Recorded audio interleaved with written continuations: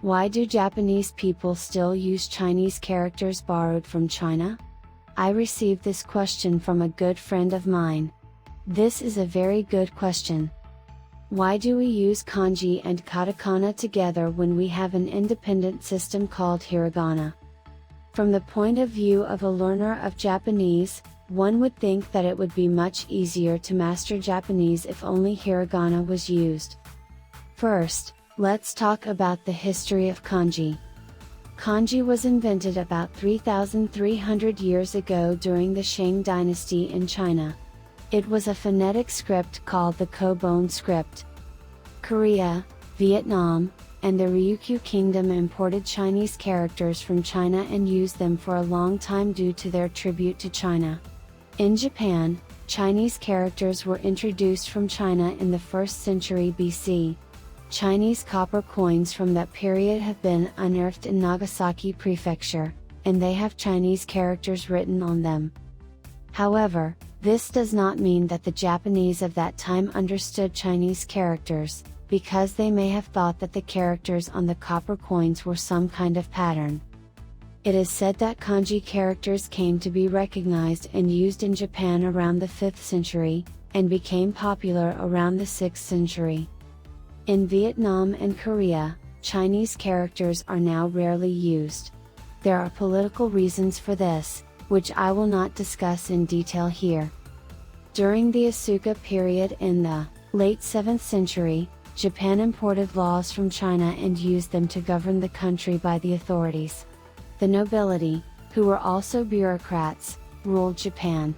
Bureaucrats had to be able to read kanji to do their jobs, and texts were preserved only in kanji. Only a few of the elite were able to manipulate kanji at will. No commoner could read kanji. So even if you accidentally drop a classified text on the street, it will look like a code to the common people. In the 2020 Global Gender Gap Report, Japan ranked 121st out of 153 countries. In the Asuka and Nara periods, the situation would have been even worse than now. In other words, in ancient Japan, it was natural for women and children to be unable to read kanji. Of course, there were women among the nobility. But women may not have been given the opportunity to learn kanji. Hiragana may have been simplified by female aristocrats who stole the knowledge from male aristocrats.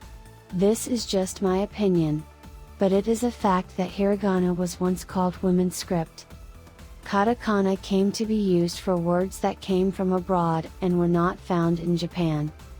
This is roughly the origin of kanji and hiragana. Now, let's talk about why Japanese people don't use only hiragana. There are many words that are pronounced the same but have different meanings. But if you write them in kanji, you can easily determine which meaning they have. If you know the kanji, you can shorten the speed at which you can read and understand a sentence. Next, a sentence with the same content will become longer if written only in hiragana, and shorter if mixed with kanji. You can compress sentences like this. So the book doesn't have to be thicker because there are fewer letters. And since the kanji part is more important than the hiragana part, you can skip the hiragana part and still understand the text. So, although kanji is indeed something imported from China, it has been uniquely improved and has taken root in Japan as something useful. It is inconvenient to use only kanji, and it is also inconvenient to use only hiragana. A sentence with a mixture of kanji, hiragana and katakana is very convenient for Japanese adults.